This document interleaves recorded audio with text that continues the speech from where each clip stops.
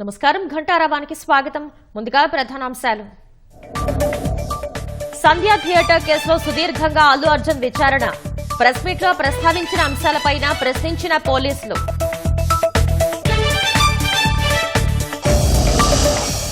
చదువుకున్న మహిళలు గృహిణులుగానే మిగిలిపోకూడదన్న CM. Work from home తో ఉపాధి అవకాశాలు కల్పించాలని ఆదేశం.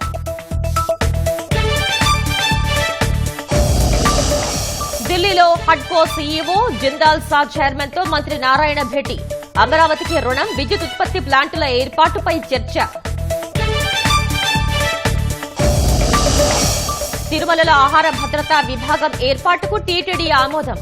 అన్న ప్రసాదాల విభాగంలో పోస్టుల భర్తీకి పచ్చజెండా.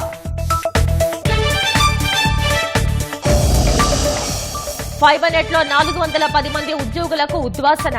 నిబంధనలకు విరుద్ధంగా గత ప్రభుత్వం నియమించిన సిబ్బంది తొలగింపు.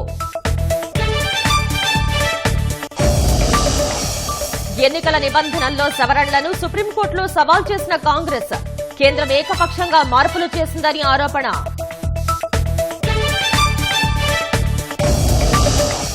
షేక్ హసీనాపై బంగ్లాదేశ్ అవినీతి నిరోధక శాఖ విచారణ. 500 కోట్ల డాలర్ల నిధులను దారి మళ్లించారని ఆరోపణ.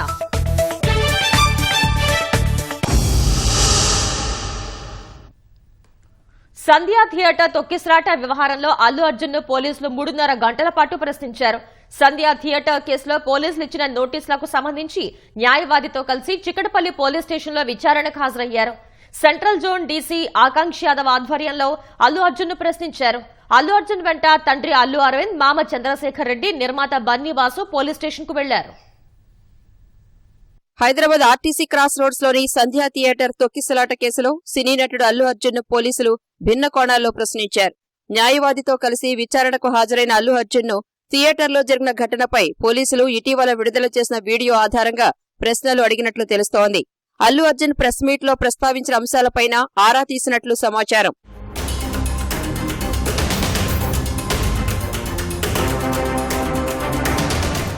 సంధ్యా థియేటర్ సీనియర్ మేనేజర్ నాగరాజును ఇప్పటికే 2 రోజులు కస్టడీలోకి తీసుకుని పోలీసులు వివరాలు రాబట్టారు. పుష్ప 2 ప్రీమియర్ షోకు అల్లు అర్జున్ సహా ఇతర నటీనటుల రాకకు పోలీసులు అనుమతిని తిరస్కరించినట్లు నాగరాజు అంగీకరించారు. అయితే ఈ విషయాన్ని నాగరాజు చెప్పారా లేదా అనే అంశంపై అల్లు అర్జున్ ప్రశ్నించినట్లు తెలిసింది. థియేటర్ యాజమాన్యం నుంచి సమాచారం అందిందా లేదా, అందినప్పటికీ ప్రీమియర్ షోకు వచ్చారా అనే విషయంపైన ప్రశ్నలు అడిగినట్లు సమాచారం. విచారణ అనంతరం జూబ్లీహిల్స్ లోని తన నివాసానికి అల్లు అర్జున్ వెళ్లిపోయారు.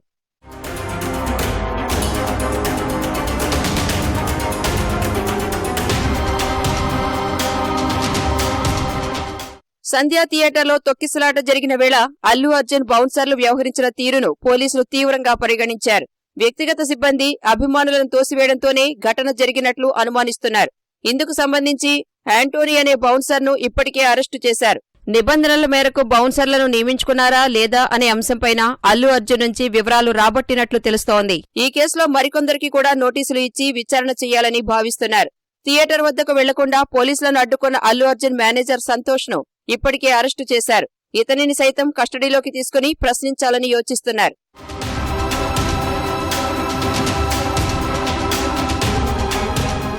ఈ కేసులో అల్లు అర్జున్ A11 నిందితునిగా ఉన్నారు. ఈ నెల 4న రాత్రి సంధ్యా థియేటర్లో పుష్ప 2 ప్రీమియర్ షో చూసేందుకు అల్లు అర్జున్ వచ్చిన సమయంలో జరిగిన తొక్కిసలాటలో రేవతి అనే మహిళ మరణించగా ఆమె కుమారుడు శ్రీతేజ్ గాయపడి ఆసుపత్రిలో చికిత్స పొందుతున్నాడు.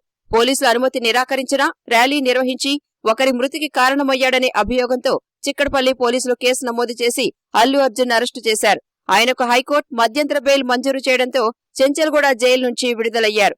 అనంతరం చోటు చేసుకున్న పరిణామాల నేపథ్యంలో చిక్కడపల్లి పోలీస్ స్టేషన్లో విచారణకు హాజరు కావాల్సిందిగా నోటీసులిచ్చారు. ఈ కేసులో 11 మందిని అరెస్టు చేసిన పోలీసులు 18 మందిని నిందితులుగా చేర్చారు.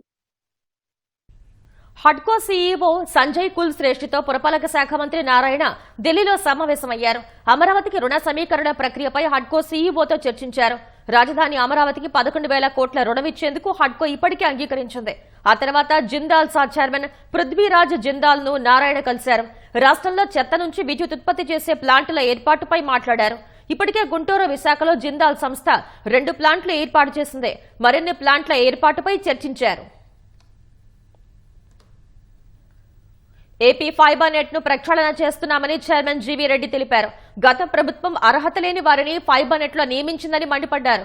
వైసీపీ నేతల ఆదేశాలతో అర్హత లేని వారిని నియమించి వేతనాల పేరుతో కోట్ల రూపాయలు దుర్వినియోగం చేశారన్నారు. 410 మందిని తొలగిస్తున్నామని తెలిపారు. ఫైబర్ నెట్ నుంచి ఆర్జీవీకి అక్రమంగా డబ్బు చెల్లించారన్నారు. డబ్బు తిరిగి చెల్లించేందుకు ఆర్జీవీకి 15 రోజుల సమయం ఇచ్చామన్న ఆయన గడువులోగా డబ్బు చెల్లించకుంటే పోలీసులకు ఫిర్యాదు చేస్తామని తెలిపారు. 19 నుంచి 2024కి మధ్యలో దాదాపు 1200 మంది చిలుకు ఉద్యోగస్తులను కొత్తగా అపాయింట్మెంట్ జరిగింది. అయితే అంతమందిని చేసినా కూడా ఫలితం ఏంటంటే బిజినెస్ పెరిగింది లేదు, లాసులు పెరిగినవి, కనెక్షన్ సంఖ్య కూడా 10 లక్షల నుంచి 5 లక్షలకు రావడం జరిగింది. ఎవరై 1200 మంది అంటే మొత్తం 1200 మంది వృధా అని చెప్పాను. కానీ బట్ చాలామంది కూడా కడప ఎంపీ అవినాష్ రెడ్డి గారు, ఇంకొక 2 మేజర్ వైఎస్ఆర్సీపీ పార్టీకి సంబంధించిన వాళ్ళు రిఫరెన్స్ ఇవ్వటము, ఇక్కడ ఆ రోజు ఉన్నటువంటి ఎండి మసూదన్ రెడ్డి గారు రిక్రూట్ చేసుకోవడం. సరే అవసరాల మేరకు రిక్రూట్ చేసుకున్నారంటే దాదాపు అందులో 70-75% అవసరం లేదు. సో ఇది పరిస్థితి. వీళ్ళంతా ఇప్పుడు దాదాపు కోట్ల రూపాయలు వీళ్ళకి జీతాలు ఇవ్వడం జరిగింది. పోనీ వీళ్ళందరూ వర్క్ చేశారంటే వీళ్ళలో చాలామంది కూడా ఒక ఎమ్మెల్యే ఇంట్లో డ్రైవర్ గాను, ఇంకొక ఎంపీ ఇంట్లో వంట మనిషి గాను, ఎక్కడ ఉంటారో తెలియదు, ఆఫీస్కి ఎప్పుడు వస్తారో తెలియదు. అలాంటి పరిస్థితి. ఎందుకంటే వాళ్ళు ప్రాపర్గా రిక్రూట్ అయితే ఒక బాధ్యత అనేది ఉంటుంది.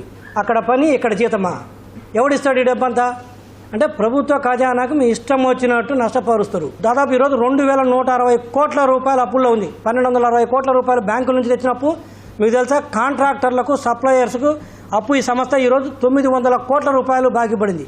ఏం చేశారని 900 కోట్లు ఆల్రెడీ డ్రా చేసిన అమౌంట్ కొంత, ఇది ఇంకా బాకీ పడిందంటే అంటే ఏం చేశారని 900 కోట్లు. ఇంతమంది ఉద్యోగస్తులను ఏం పని చేశారు?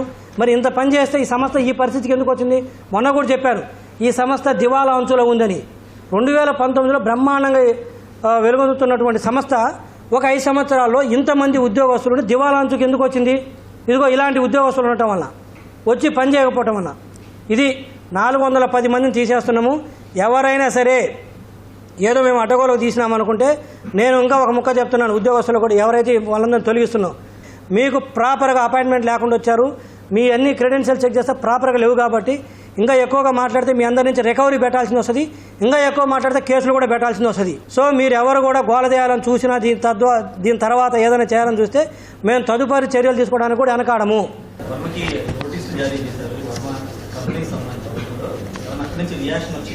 అంటే వాళ్ళకు 15 రోజులు టైం ఇచ్చినాము, ఇవ్వాల్సిన డబ్బులు ఇవ్వకపోతే డెఫినెట్గా మేము నోటీసులు ఏం చెప్పాము దాని ప్రకారం విల్ డూ దట్ ప్రాసెస్. తిరుమలలో తక్కువ ధరకే నాణ్యమైన ఆహారం అందించేందుకు చర్యలు తీసుకుంటున్నామని టీటీడీ ఈవో శ్యామలరావు తెలిపారు. దర్శనం, వసతి సౌకర్యాల్లో భక్తులకు ఇబ్బంది లేకుండా చూస్తామన్నారు. తిరుమలలోని అన్నమయ్య భవన్లో టీటీడీ ధర్మకర్తల మండలి సమావేశం నిర్వహించారు. టీటీడీ సేవలపై భక్తుల నుంచి ఫీడ్బ్యాక్ తీసుకునేందుకు డిజిటల్ కార్పొరేషన్ ఏర్పాటు చేయాలని నిర్ణయించామన్నారు. తీతిదేలో ఆహార భద్రతా బోర్డుకు పాలక మండలి ఆమోదం తెలిపిందన్నారు. స్వామివారిని దర్శించుకోవడానికి చాలా మంది కాలినడకలో వస్తారు, వైకుంఠం కాంప్లెక్స్ లో వెయిట్ చేస్తూ ఉంటారు చాలా సేపు. సో ఈ పరిస్థితుల్లో కొంతమందికి ఆరోగ్య సమస్యలు వస్తూ ఉంటాయి. ఎక్కడెక్కడ ఏ ఫెసిలిటీస్ పెట్టాల్సి వస్తుంది, ఎక్కడెక్కడ ఏ ఎక్విప్మెంట్ పెట్టాల్సి వస్తుంది, మెడికల్ ఎక్విప్మెంట్ పెట్టాల్సి వస్తుంది, ఎక్కడెక్కడ సివిల్ అసిస్టెంట్ సర్జన్స్, డాక్టర్స్, నర్సులు వీళ్ళందరినీ పెట్టాల్సి వస్తుంది అనేది కూడా చర్చించడం జరిగింది. స్ట్రెచర్స్ ని మోయడానికి కూడా కొంతమంది బాయ్స్ అవసరం ఉంటుంది, వాళ్ళని కూడా రిక్రూట్ చేసుకుని ఎటువంటి సమస్య లేకుండా చేయడానికి కూడా నిర్ణయం తీసుకోవడం జరిగింది. ఈ రోజు ఒక సిస్టమాటిక్ గా ఒక ఫీడ్బ్యాక్ తీసుకునే మెకానిజము తిరుమల తిరుపతి దేవస్థానంలో లేదు కూడా దాకా. టీటీడీ కూడా ఆ ఫీడ్బ్యాక్ సిస్టమ్ ఒక ప్రపోజల్ పెట్టాము. ఆ ప్రపోజల్ ని డిజిటల్ ఆపరేషన్ సర్వీస్ దర్శనానికి వచ్చినప్పుడు సామాన్య భక్తులని ఎవరైనా సరే తిరుమలకి దర్శనానికి వచ్చినప్పుడు వారు అన్నప్రసాదం కాంప్లెక్స్ వెళ్ళినప్పుడు భోజనం చేస్తారు, అక్కడ క్వాలిటీ బాగుంది.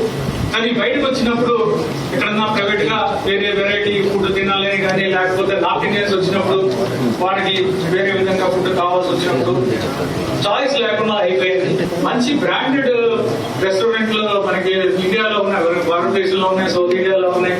వీరందరినీ తీసుకొచ్చి ఇక్కడ వాళ్ళకి అప్పచెప్తే వాళ్ళు ప్రాఫిట్ మోటివ్ లో కాకుండా స్వామివారికి భక్తుల భక్తి మీద ఇక్కడ వచ్చిన వాళ్ళు సంతోషంగా తిరిగి గారు భోజనం చేసి వెళ్తారని ఆశిస్తున్నాం. లక్షల మందికి మనం ఆహార పదార్థాలు ఇస్తున్నప్పుడు ఈ ఫుడ్ సేఫ్టీ డిపార్ట్మెంట్ కూడా ప్రారంభించాలని కూడా ఈ రోజు మంచి నిర్ణయం తీసుకోవడం జరిగింది. క్యూ లైన్ లో వేచి ఉన్న వాళ్ళు ఈ టాయిలెట్లు సరిపోవడం లేదు, ప్రజలు ఇబ్బంది పడుతున్నారు, భక్తులు ఇబ్బంది పడుతున్నారు ఉద్దేశంతో 3,36,00,000తో ఈ 6 టాయిలెట్ బ్లాక్స్ కట్టడానికి నిర్ణయం చేయడం జరిగింది. అమరావతిలో కృష్ణానదిపై నిర్మిస్తున్న బ్రిడ్జ్ మరో ఏడాదిన్నరలోగా అందుబాటులోకి వస్తుందని కేంద్ర మంత్రి పెమ్మసాని చంద్రశేఖర్ తెలిపారు. 2025 ఏప్రిల్కు పూర్తి కావాల్సిన బ్రిడ్జ్ జగన్ చేతకానితనం వల్లే ఆలస్యమైందని, ఫలితంగా ప్రభుత్వంపై 450 కోట్ల అదనపు భారం పడిందని వెల్లడించారు.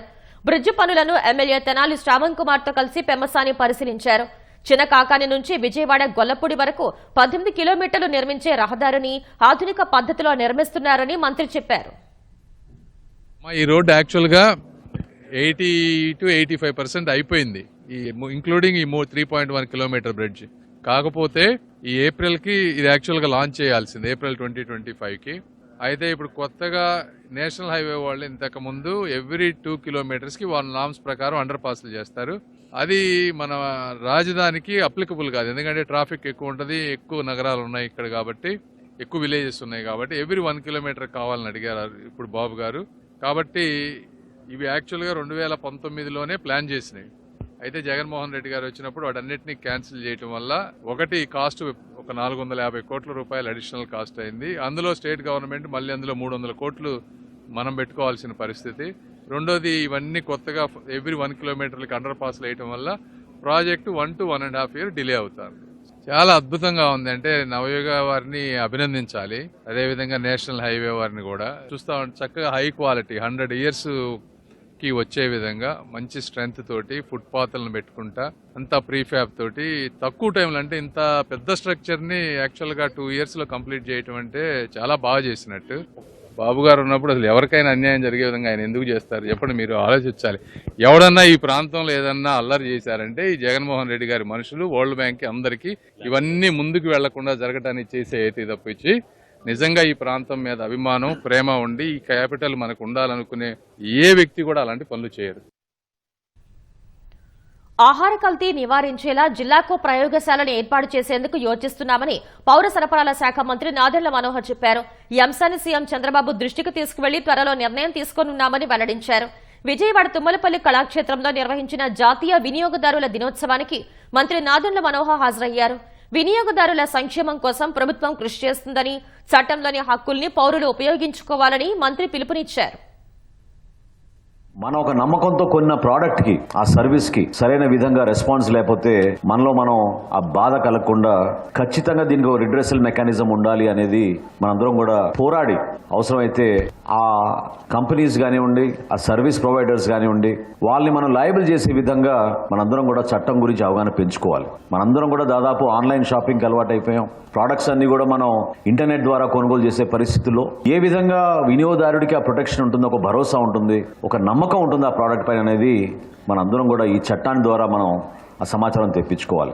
ఫుడ్ అడల్టరేషన్ అనేది చాలా సీరియస్ ఇష్యూ. దీనిపైన కూడా లోతుగా అధ్యయనం చేయాలి. ప్రతి జిల్లాలో ఒకటి ఏర్పాటు చేద్దామనే ఒక ప్రయత్నం ఏదైతే మీరు చెప్పారో తప్పకుండా దాని గురించి మన గౌరవ ముఖ్యమంత్రి గారి దృష్టికి తీసుకెళ్లి వాటిపైన కూడా అధ్యయనం చేద్దాం. బాబాసాహెబ్ అంబేద్కర్ ను అన్ని విధాలా అవమానించిన పార్టీ కాంగ్రెసేనని బీజేపీ ఎంపీ పురంధేశ్వరి విమర్శించారు. రాజ్యాంగాన్ని బీజేపీ నేతృత్వంలోని కేంద్ర ప్రభుత్వం మార్చేస్తుందంటూ కాంగ్రెస్ దుష్ప్రచారం చేస్తోందని ఆక్షేపించారు. రాజ్యాంగాన్ని బీజేపీ ఎప్పుడూ అగౌరవపరచదన్న పురంధేశ్వరి అంబేద్కర్ ను సమున్నతంగా గౌరవించింది తమ పార్టీనేనని స్పష్టం చేశారు. అంబేద్కర్ మా నాయకుడు అని చెప్పి అనేక సందర్భాల్లో కాంగ్రెస్ పార్టీ చెప్పుకున్నారు. కానీ వాజ్పేయి గారు హయాంలో వారికి భారత రత్న ఇచ్చినటువంటి విషయాన్ని ఇక్కడ ప్రజలందరూ కూడా గమనించాలి. బాబాసాహెబ్ అంబేద్కర్ గారిని 2 పర్యాయాలు వారికి అపోజిషన్ క్యాండిడేట్ ని నిలబెట్టి కావాలని బాబాసాహెబ్ అంబేద్కర్ గారిని ఓడించినటువంటి చరిత్ర కాంగ్రెస్ పార్టీకి ఉన్నది. అదేవిధంగా వారు రాజీనామా చేసిన అనంతరం వారు నేను ప్రసంగించి పార్లమెంట్ నుండి బయటకు వెళ్తానంటే కూడా వారికి ప్రసంగించకుండా అడ్డుకున్నటువంటి పార్టీ కాంగ్రెస్ పార్టీ. మానసికంగా చాలా బాబాసాహెబ్ అంబేద్కర్ గారు కుంగిపోయినటువంటి విషయం కూడా మనం ఇక్కడ గమనించాలి. 134 సార్లు ప్రజాస్వామికంగా ఎన్నుకోబడినటువంటి ప్రభుత్వాలు రద్దయితే దగ్గర 100 సార్లు కాంగ్రెస్ పార్టీ అధికారంలో ఉన్నప్పుడే రద్దు చేయబడ్డాయి. విశాఖ భీమిలి తీర ప్రాంతం కోతకు గురి కాకుండా శాశ్వత పరిష్కారం దిశగా చర్యలు తీసుకుంటామని ఎమ్మెల్యే గంటా శ్రీనివాసరావు అన్నారు. ఇటీవల కురిసిన వర్షానికి కోతకు గురైన భీమిలి తీర ప్రాంతాన్ని అధికారులతో కలిసి గంటా శ్రీనివాసరావు పరిశీలించారు. ఈ విషయాన్ని సీఎం చంద్రబాబు దృష్టికి తీసుకువెళ్లి తీరం కోతకు గురి కాకుండా రక్షణ ఏర్పాట్లు చేస్తామన్నారు. ఒకప్పుడు ఈ ప్రాంతం అంతా కూడా పర్యాటకులను ఆకర్షిస్తూ ఎంతో రద్దీగా నిత్యం కలకలాడుతుండే ప్రాంతం. అయితే ఇటీవల వచ్చిన హుదూద్ కానీ ఆ తర్వాత జరుగుతున్న భారీ వర్షాలకు కానీ ఈ ప్రాంతం అంతా కూడా కోతకు గురి కావటం, దీనికి ఒక శాశ్వతమైన చర్యలు తీసుకుంటే తప్ప ఈ భయాందోళన ఆగే పరిస్థితి కనబడట్లేదు.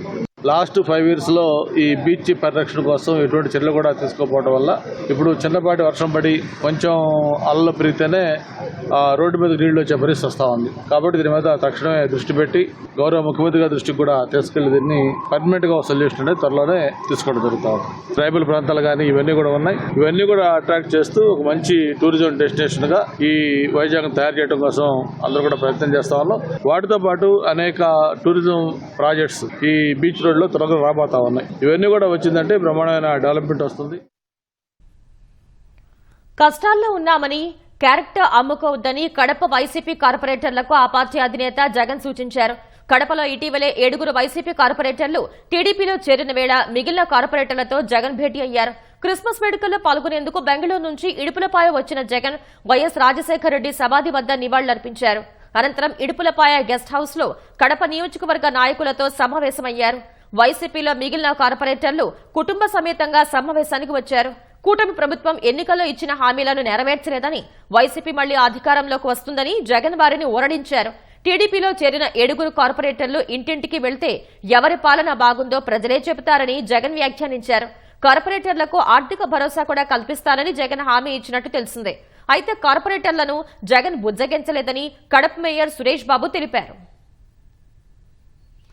మన నాయకుడిని మనం అందరం కలిసాలి, మేము కూడా కలుస్తాం, మీరేనా సార్ అని మా మహిళా కార్పొరేటర్ అడిగిన సందర్భంగా మా నాయకుడిని దృష్టి తీసుకు ఒక అందరితో కలుద్దాం, గెట్ టుగెదర్ పెట్టు మాట్లాడదాంలే అని చెప్పడం జరిగింది. ఆ సందర్భంగా మా కార్పొరేటర్ల భర్తల్ని మహిళల్ని తీసుకొచ్చి గెట్ టుగెదర్ ఈరోజు క్రిస్మస్ శుభాకాంక్షలు అందరూ తెలియజేశాం. ఇది సర్వసాధారణమే. దీనికోసమే పర్టికులర్గా కార్పొరేషన్ మీటింగ్కి దీనికి ఏమీ సంబంధం లేదు. మహిళకు లైంగిక వేధింపుల కేసులో వైసీపీ నేత మాజీ మంత్రి కాకాణి గోవర్ధన్ రెడ్డి ముఖ్య అనుచరుడు మందల వెంకట శేషయ్యకు నెల్లూరు కోర్టు వచ్చే నెల 6 వరకు రిమాండ్ విధించింది. వైసీపీ నెల్లూరు జిల్లా ఉపాధ్యక్షుడిగా ఉన్న శేషయ్య సర్వేపల్లి నియోజకవర్గంలో కాకాణి గోవర్ధన్ రెడ్డి అండదండలతో బెదిరింపులు, భూ కబ్జాలకు పాల్పడ్డాడు. ఈ క్రమంలోనే భర్త చనిపోయిన మహిళకు ఉద్యోగం ఇప్పిస్తానంటూ పలుమార్లు లైంగిక దాడి చేశాడు. ఉద్యోగరీత్యా సుళ్లూరుపేటకు బదిలీపై వెళ్లినా వేధిస్తున్నాడంటూ వెంకటాచలం పోలీస్ స్టేషన్లో బాధితురాలు ఫిర్యాదు మేరకు కేసు నమోదు చేశారు. రోజు ఫోన్ చేసి కోరిక తీర్చాలంటూ బెదిరిస్తున్నాడని మహిళ వాపోయారు. శేషయ్యని అరెస్ట్ చేసిన పోలీసులు నెల్లూరు కోర్టులో హాజరుపరచగా న్యాయస్థానం అతనికి వచ్చే నెల 6 వరకు రిమాండ్ విధించింది. వైసీపీ ప్రభుత్వంలో అదానీ సంస్థతో జరిగిన ఒప్పందంపై విచారణ జరిపి చర్యలు తీసుకోవాలని సెంటర్ ఫర్ లిబర్టీ సంస్థ వ్యవస్థాపకుడు నలుమోతు చక్రవర్తి ఏసీబీకి ఫిర్యాదు చేశారు. అప్పటి ముఖ్యమంత్రి జగన్ కు అదానీ సంస్థ 1750 కోట్ల రూపాయలు లంచం ఇచ్చినట్లు ఆరోపణలు ఉన్నాయి. సెకీతో అదానీ కంపెనీ చేసుకున్న ఒప్పందంతో పాటు రాష్ట్ర ప్రభుత్వ నోట్ ఫైళ్ల అంశాలను బయటపెట్టి బాధ్యులపై చర్యలు తీసుకోవాలని నలమోతు చక్రవర్తి కోరారు. అంతర్జాతీయ మీడియా సంస్థ రాయిటర్స్ ఆంధ్రప్రదేశ్ ప్రభుత్వ ఫైళ్లు, కాన్ఫిడెన్షియల్ ఫైల్స్ 19 ఫైళ్లు వాళ్ళు యాక్సెస్ చేయడం జరిగింది. సెకీ ఒప్పందం విద్యుత్ శాఖ అధికారులు, ఆర్థిక శాఖ అధికారులు వాళ్ళ సూచనలకు వ్యతిరేకంగా ఈ ఒప్పందం జరిగిందని వాళ్ళు బయటకు తీసుకురావడం జరిగింది. అమెరికాలో ఉన్న అమెరికా ప్రభుత్వం జగన్మోహన్ రెడ్డి గారు లంచాల వివరాలు బయటకు తీయటం, ఈ 19 ఫైళ్లే కాకుండా ఈ సెకీ ఒప్పందానికి సంబంధించిన మొత్తం ఫైళ్లు, నోట్ ఫైల్స్ అన్ని కూడా బయటకు రావాలి. ఏసీబీ అధికారులు నిద్రలోంచి లేచి ఈ కేసు రిజిస్టర్ చేసి దర్యాప్తు చేయాలనేది మా కోరిక. పశ్చిమ మధ్య బంగాళాఖాతంలో అల్పపీడనం కొనసాగుతోంది. ఉత్తర తమిళనాడు, దక్షిణ కోస్తాంధ్రకు సమీపంలో ఈ అల్పపీడనం ఆవరించి ఉందని వాతావరణ శాఖ అధికారులు తెలిపారు. రాగల 24 గంటల్లో అదే ప్రదేశంలో బలహీనపడి కొనసాగే అవకాశం ఉందని వెల్లడించారు. దీని ప్రభావంతో కోస్తాంధ్రలో మోస్తరు నుంచి తేలికపాటి వర్షాలు పడే అవకాశం ఉంది. బుధవారం ప్రకాశం, తిరుపతి, నెల్లూరు జిల్లాల్లో భారీ వర్షాలు కురిసే అవకాశం ఉన్నట్లు వాతావరణ విభాగం తెలిపింది. గంటకు 35 నుంచి 45 కిలోమీటర్ల వేగంతో గాలులు వీస్తాయని వివరించింది. కోస్తాంధ్ర తీరం వెంబడి ఓడరేవులకు 3వ నెంబర్ ప్రమాద హెచ్చరికలు జారీ చేశారు. మత్స్యకారులు వేటకు వెళ్లొద్దని సూచించారు. మధ్య బంగాళాఖాతంలో ఉన్న సుస్పష్ట అల్పపీడనం దక్షిణ కోస్తా ఆంధ్రప్రదేశ్, ఉత్తర తమిళనాడు తీరాల దగ్గరలో సుస్పష్ట అల్పపీడనంగానే కొనసాగుతుంది. ఇది రాగల 24 గంటల్లో అదే ప్రదేశంలో బలహీనపడి అల్పపీడనంగా కొనసాగే అవకాశం కనిపిస్తుంది. కోస్తా ఆంధ్ర అంతా కూడా తేలికపాటి నుంచి మోస్తరు వర్షపాతంతో పాటు అక్కడక్కడ ఉరుములతో కూడిన జల్లులు పడే అవకాశం ఉంది. ముఖ్యంగా అల్లూరు సీతారామరాజు, అనకాపల్లి, కాకినాడ, కోనసీమ, పశ్చిమ గోదావరి, ఏలూరు, ప్రకాశం, నెల్లూరు, తిరుపతి జిల్లాల్లో 1-2 చోట్ల రాగల 24 గంటల్లో భారీ వర్షపాతం కూడా నమోదయ్యే అవకాశం ఉంది. రేపు ప్రకాశం, నెల్లూరు, తిరుపతి జిల్లాల్లో 1-2 చోట్ల భారీ వర్షపాతం నమోదయ్యే అవకాశం ఉంది. మత్స్యకారులకు వేటకు వెళ్లవద్దని హెచ్చరించడం జరిగింది. అల్పపీడనం ప్రభావంతో బాపట్ల జిల్లాలోని తీర ప్రాంతాల్లో తెల్లవారుజాము నుంచి వర్షం కురుస్తుంది. నిజాంపట్నం హార్బర్ వద్ద 3వ నెంబర్ ప్రమాద సూచికను పోర్టు అధికారులు ఎగరేశారు. సముద్రంలో అలల ఉధృతి పెరగడంతో మత్స్యకారులను వేటకు వెళ్లొద్దని హెచ్చరికలు జారీ చేశారు. ఇప్పటికే సముద్రంలో వేటకు వెళ్లిన బోట్లు తిరిగి జెట్టీకి వచ్చాయి. మరోవైపు అకాల వర్షాలతో రైతులు ఆందోళన చెందుతున్నారు. కోతలు పూర్తయిన వరిని వేగంగా కుప్పలు వేస్తున్నారు. ఎన్నికల నిబంధనల్లో సవరణలను సవాల్ చేస్తూ కాంగ్రెస్ పార్టీ సుప్రీంకోర్టును ఆశ్రయించింది. ఈ మేరకు పిటిషన్ దాఖలు చేసిన కాంగ్రెస్ ప్రధాన కార్యదర్శి జయరాం రమేష్ ఎన్నికల ప్రక్రియ సమగ్రతను సుప్రీంకోర్టు కాపాడాలని అభ్యర్థించారు. పోలింగ్ ప్రక్రియకు సంబంధించి అభ్యర్థులు సీసీటీవీ, వెబ్కాస్టింగ్, వీడియో రికార్డుల్ని పరిశీలించకుండా నిలువరించేలా కేంద్ర ప్రభుత్వం ఇటీవల ఎన్నికల నిబంధన ప్రవర్తనావళి 1961లో సవరణలు చేసింది. ఈ సవరణ ఎన్నికల ప్రక్రియ సమగ్రతను దెబ్బతీసేలా ఉందని జయరాం రమేష్ సుప్రీంకోర్టులో దాఖలు చేసిన పిటిషన్లో తెలిపారు. ఈ విషయాన్ని సామాజిక మాధ్యమం ఎక్స్లో వెల్లడించారు. రాజ్యాంగ సంస్థ అయిన ఎన్నికల సంఘానికి ఎన్నికల్ని పూర్తి పారదర్శకంగా నిర్వహించాల్సిన బాధ్యత ఉందని చెప్పిన రమేష్, అలాంటి సంస్థకు సంబంధించిన నిబంధనలను కేంద్రం ఏకపక్షంగా మార్చివేసిందన్నారు. ఎలాంటి సంప్రదింపులు కూడా జరపలేదని విమర్శించారు. కిడ్నీ సంబంధ సమస్యలతో తుదిశ్వాస విడిచిన దిగ్గజ దర్శకుడు శ్యామ్ బెనగల్ అంత్యక్రియలు ముగిశాయి. మహారాష్ట్ర ప్రభుత్వ లాంఛనాలతో ముంబై దాదర్లోని శివాజీ పార్క్ శ్మశాన వాటికలో శ్యామ్ బెనగల్ అంతిమ సంస్కారాలు జరిగాయి. అంతకుముందు పలువురు బాలీవుడ్ ప్రముఖులు ఆయనకు అశ్రునయనాలతో తుది వీడ్కోలు పలికారు. శ్యామ్ బెనగల్ పార్థివ దేహం వద్ద నసీరుద్దీన్ షా, రజిత్ కపూర్, కుల్భూషణ్ ఖర్బందా, ఇలా అర్జున్, రచయిత జావేద్ అఖ్తర్, గుల్జార్ వంటి ప్రముఖులు నివాళులర్పించారు. భారతీయ సినిమాలో శ్యామ్ బెనగల్ విప్లవాత్మక మార్పులు తెచ్చారని ప్రముఖులు కొనియాడారు. రూపర్ అణు విద్యుత్ ప్లాంట్ ఏర్పాటులో $500 కోట్ల దుర్వినియోగం చేశారని అభియోగాలు ఎదుర్కొంటున్న బంగ్లాదేశ్ మాజీ ప్రధాని షేక్ హసీనాపై అక్కడి అవినీతి నిరోధక ప్యానెల్ విచారణ ప్రారంభించింది. పలు భారతీయ సంస్థల సహకారంతో రష్యా ప్రభుత్వ సంస్థ రోసటోమ్ రూపర్ అణు విద్యుత్ కేంద్రాన్ని నిర్మిస్తోంది. బంగ్లాదేశ్లో ఇదే తొలి న్యూక్లియర్ పవర్ ప్లాంట్. రూపర్ ప్రాజెక్టు నిధుల నుంచి $500 కోట్ల ఓ మలేషియన్ బ్యాంకుకు హసీనా బదిలీ చేశారని ఆరోపణలు ఉన్నాయి. ఆమె కుమారుడు జాయ్, కోడలు తులిప్ సహా అప్పటి యూకే ఆర్థిక మంత్రి ఆ కుట్రలో భాగస్వాములని బంగ్లాదేశ్లోని ఎన్డీఎం అనే రాజకీయ పార్టీ ఆరోపించింది. ఈ వ్యవహారంపై చర్యలు తీసుకోవాలని 2 రోజుల క్రితం బంగ్లాదేశ్ హైకోర్టు అవినీతి నిరోధక కమిషన్ ఆదేశించింది. కాగా బంగ్లాలో ఈ ఏడాది జరిగిన మారణ హోమం వెనుక హసీనా, ఆమె పార్టీ పెద్దల కుట్ర ఉందని బంగ్లాదేశ్లో కేసులు నమోదయ్యాయి. ప్రస్తుతం హసీనాతో పాటు ఆమె సోదరి భారత్లో ఆశ్రయం పొందుతున్నారు. ఆమె కోడలు తులిప్ బ్రిటన్లో ఎంపీగా ఉన్నారు. ప్రపంచంలోనే అతిపెద్ద విమానయాన సంస్థ అమెరికన్ ఎయిర్లైన్స్ కు చెందిన అన్ని విమానాల రాకపోకలు రద్దయ్యాయి. అమెరికన్ ఎయిర్లైన్స్ నెట్వర్క్ లో తలెత్తిన సాంకేతిక సమస్య కారణంగా విమానాలను రన్వేలకే పరిమితం చేయాలని ఫెడరల్ ఏవియేషన్ అడ్మినిస్ట్రేషన్ ఆ సంస్థను ఆదేశించింది. క్రిస్మస్ హాలిడే సమయంలో ఈ ఘటన జరగడంతో వేలాది మంది ప్రయాణికులు అమెరికా విమానాశ్రయాల్లో పడిగాపులు కాస్తున్నారు. క్రిస్మస్ సెలవుల వేళ రానున్న 10 రోజుల్లో దాదాపు 4 కోట్ల మంది అమెరికన్లు రాకపోకలు సాగించే అవకాశం ఉందని అంచనా వేయగా సాంకేతిక సమస్య కారణంగా విమాన రాకపోకలు స్తంభించాయి. ఈ పరిస్థితి అక్కడి ప్రయాణికుల్ని ఆందోళనకు గురి చేస్తోంది. అటు సమస్యను సాధ్యమైనంత త్వరగా పరిష్కరించేందుకు తమ సాంకేతిక బృందాలు పనిచేస్తున్నట్లు అమెరికన్ ఎయిర్లైన్స్ ప్రకటించింది. ప్రస్తుత అసౌకర్యానికి క్షమాపణలు చెబుతూ ప్రకటన విడుదల చేసింది. ప్రతి 15 నిమిషాలకు పరిస్థితిని వివరిస్తామని, సమస్య పరిష్కారం దిశలో పురోగతిని చెబుతామని తెలిపింది.